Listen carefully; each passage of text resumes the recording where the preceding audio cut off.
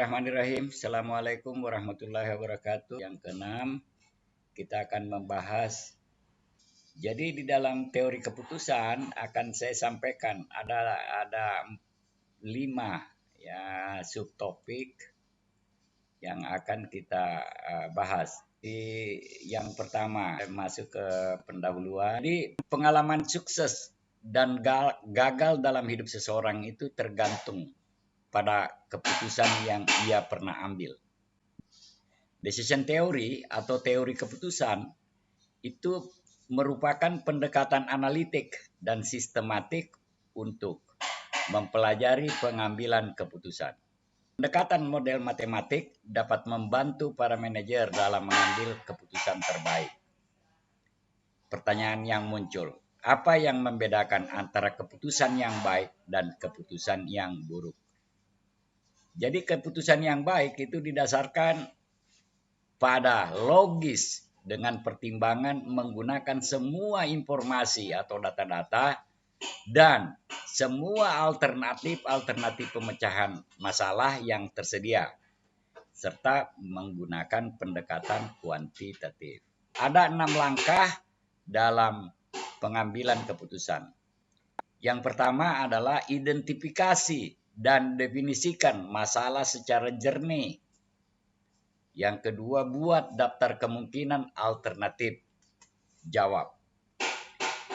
Yang ketiga, identifikasi kemungkinan outcomes. Yang keempat, buat daftar payoff atau profit dari beberapa kombinasi alternatif dan outcomes. Yang kelima, seleksi dengan menggunakan model matematika teori keputusan. Yang keenam itu aplikasi model dan buatlah keputusan. Contoh kasus itu di Thomson Lumber Company itu. Jadi Pak Thomson itu pendiri dan presiden perusahaan TLC yang profitable di Portland, Oregon, USA. Dia mengidentifikasi, yang pertama dia mengidentifikasi masalah yang sedang dihadapi Pak Thomson, yakni memperluas produk lain dengan cara memproduksi dan memasarkan produk baru. Backyard storage seeds. Kemudian buat daftar kemungkinan alternatif jawab atau tindakan yang harus dilakukan atau strategi yang dipilih oleh decision maker, pengambil keputusan ini. Thomson membangun 3 alternatif. Yang pertama, membangun pabrik baru yang lebih besar. Yang kedua, pabrik kecil saja. Dan yang ketiga, tidak mengembangkan produk lain.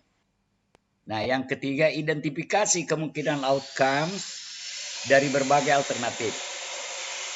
Thomson menentukan ada 2 kemungkinan outcomes, yakni favorable, ya. Favorable itu menyenangkan bagi permintaan produk lain yang tinggi, itu favorable. Kemudian yang B, unfavorable, permintaannya rendah, artinya tidak mengenakkan lah keputusannya. Kemudian yang keempat, langkah keempat, buat matriks hasil payoff dari beberapa kemungkinan kombinasi dari alternatif dan outcome. Thomson telah mengevaluasi potensi keuntungan dengan pasar favorable akan menghasilkan profit sebesar 200.000 US dollar. Nilai jika kondisi unfavorable maka akan mengalami kerugian sebesar minus 180.000 US dollar. Bagi pembangunan pabrik baru, alternatif 1. Pada pemilihan alternatif 2, yakni membangun pabrik kecil, Pak Thomson mengevaluasi akan mendapatkan profit sebesar 100.000 US dollar. Pada kondisi yang favorable dan menderita kerugian sebesar minus 20.000 US dollar.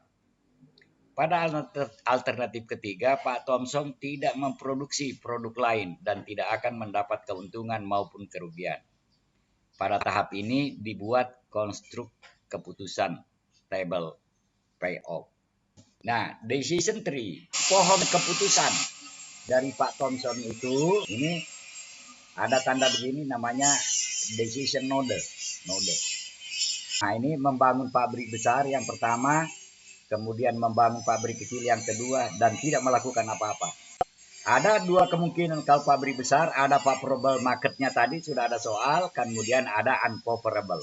Juga kalau pabrik kecil, saya kira sudah ada angka-angkanya, nanti itu menjadi pertimbangan semua. Kemudian table payoff-nya Pak Thomson itu. Jadi ada favorable market dalam ribuan dan unfavorable market dalam ribuan. Kalau minus itu artinya rugi. Ini membangun pabrik besar, kalau favorable market itu dia dapat 200.000 dan seterusnya. Ini dibangun tadi dari soal yang ada. Yang langkah 5 dan 6 itu menyeleksi model-model teori keputusan untuk membantu Pak Thomson membuat keputusan. Seleksi model tergantung pada lingkungan, di mana perusahaan dengan mempertimbangkan kondisi risiko dan ketidakpastian. Sekarang 43. Tipe keputusan berdasarkan pertimbangan lingkungan. Tipe keputusan yang mempertimbangkan lingkungan tergantung kepada informasi tentang situasi. Ada tiga tipe keputusan. Tipe yang pertama adalah decision making under certainty. Jadi kondisi lingkungan yang pasti. Artinya apa yang kita harapkan itu pasti terjadi. Nah, pada kondisi ini, decision maker atau pengambil keputusan itu mengetahui konsekuensi setiap alternatif pilihan putusan secara pasti. Misalnya, A memiliki 1.000 dan membeli obligasi pemerintah dengan tingkat bunga 10% per tahun. Maka pada tahun mendatang uang A pasti akan meningkat menjadi 1.100 US dollar. Ini kondisi yang pasti. Nah, yang kedua, pengambil keputusan. Jadi decision maker under risk. Nah, ini kondisi lingkungan yang berisiko. Jadi pengambil keputusan itu mengetahui kemungkinan atau probability untuk mencapai outcome. Model teori keputusan untuk masalah bisnis ada dua kriteria, yakni maksimisasi nilai keuntungan dan minimisasi kerugian. Yang ketiga, decision making under uncertainty. Kondisi lingkungan yang tidak pasti. Pengambil keputusan dalam hal ini tidak mengetahui informasi tentang probabilitas dan berbagai jenis outcome. Nah, yang keempat sekarang, pengambilan keputusan dalam kondisi berisiko. Pengambilan keputusan dalam kondisi berisiko adalah situasi keputusan probabilistik. Beberapa kondisi yang dapat terjadi dengan probabilitas kejadiannya. Kemudian seleksi alternatif, expected monetary value atau EMF yang paling besar. Dapat pula digunakan konsep opportunity loss. EMP itu adalah suatu jumlah rata-rata tertimbang dari kemungkinan payoff untuk masing-masing alternatif. Jadi EMP itu alternatif yang keberapa, yang ke I misalnya. Nah, sama dengan payoff kondisi pertama. Dikalikan probability kondisi pertama. Kemudian ditambah payoff kondisi kedua dikalikan probability kondisi kedua. Dan seterusnya. Payoff kondisi terakhir dikalikan dengan probability kondisi terakhir. Misalkan Pak Thomson sekarang percaya bahwa probabilitas untuk pasar yang favorable dan untuk pasar yang unfavorable masing-masing sebesar 50%. Alternatif mana yang menghasilkan EMP yang paling besar? Tinggal dikalikan saja. Jadi EMP tadi pakai rumus tadi 0,5 karena 50% dikalikan 200.000. Ditambah 0,5 sehingga dapat 10.000 US dollar.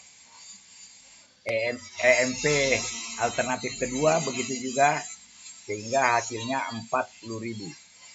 EMP alternatif ketiga itu 0. Jadi dari perhitungan di atas, sebaiknya Pak Thomson memilih dua alternatif, yaitu membangun pabrik kecil. Untuk mengetahui Pak Thomson perlu memperluas tabel keputusan, yakni tabel berikut.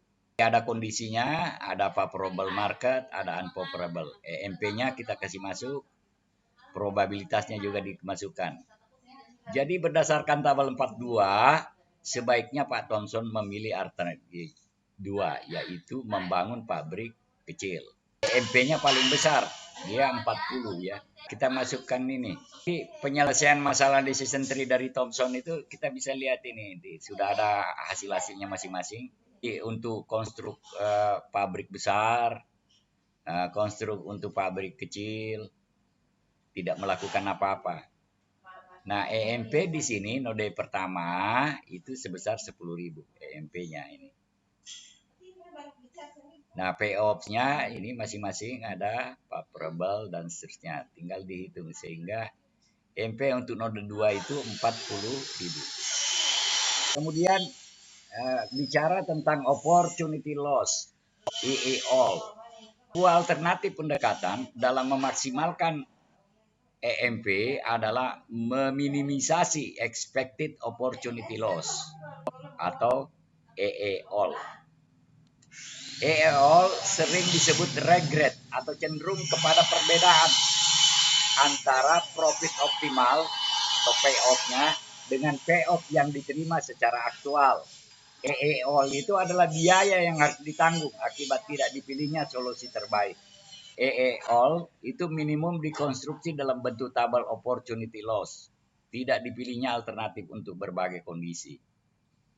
Opportunity loss untuk berbagai kondisi dapat dihitung dengan cara membagi masing-masing outcomes di dalam kolom untuk outcome terbaik pada kolom yang sama. Untuk yang favorable market, itu outcome terbaik adalah sebesar 200.000 dolar.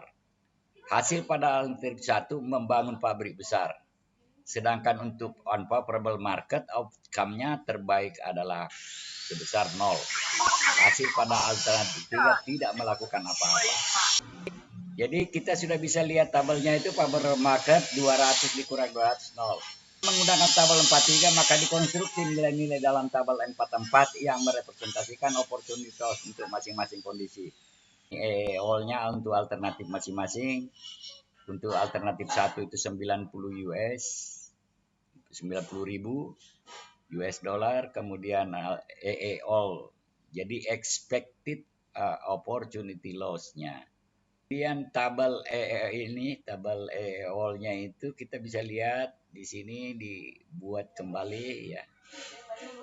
Sehingga berdasarkan tabel 44 di atas sebaiknya Pak Thomson memilih alternatif 2, yaitu membangun pabrik kecil karena menghasilkan opportunity loss terkecil. Jadi kemungkinan kerugian yang terkecil. Catatan, minimum EOL akan selalu menghasilkan EMP yang maksimal. Kemudian 45 sekarang pengambilan keputusan dalam kondisi ketidakpastian. Ketika probabilitas kejadian suatu kondisi dapat diakses, maka EMP atau EEOL biasanya kriteria keputusan dapat disesuaikan. Pada saat manajemen tidak dapat mengakses probabilitas outcomes, dapat dipercaya, atau ketika hampir tidak ada data yang tersedia, maka dibutuhkan kriteria keputusan lain. Tipe problem seperti ini disebut sebagai keputusan dalam kondisi ketidakpastian, uncertainty. Jadi decision making uncertainty. Nah, kemudian ada 5 kriteria keputusan maksimax. Jadi bagaimana menghasilkan, memaksimalkan hasil yang sudah maksimal. Nah, itu dikasih nilai lagi. Ada juga maksimin, memaksimalkan hasil yang minimum. Ini juga bisa biayanya kerugian. Kemudian yang ketiga equally likely. Kemudian yang keempat criterion of realism, dan yang kelima minimax, meminimalkan biaya-biaya yang maksimal. Nah, kriteria 1 sampai dengan kriteria 4 itu dapat dihitung langsung dari tabel keputusan. Sedangkan kriteria 5 dibutuhkan tabel opportunity loss. Nah, kemudian maksimal ini maksimaxnya ada di sini contohnya. Anda tinggal baca, saya kira kalau dibaca baik-baik lagi nanti insya Allah akan tahu. Begitu juga maksimin. Nah, begitu juga misalnya equally likely dari Laplace. Ini semua dari soal-soal yang sudah ada. Dan criterion of realism dari Hurwitz criterion di bank. Nah, kalau minimax itu seperti ini. Saya kira itu yang perlu saya sampaikan ya. Nah, Anda baca sendiri bukunya, baca juga ini. Kemudian nanti coba soal-soal itu diselesaikan dengan menggunakan program quantitative analysis for management. Tugas silakan dikerjakan. Saya akhiri. Assalamualaikum warahmatullahi wabarakatuh.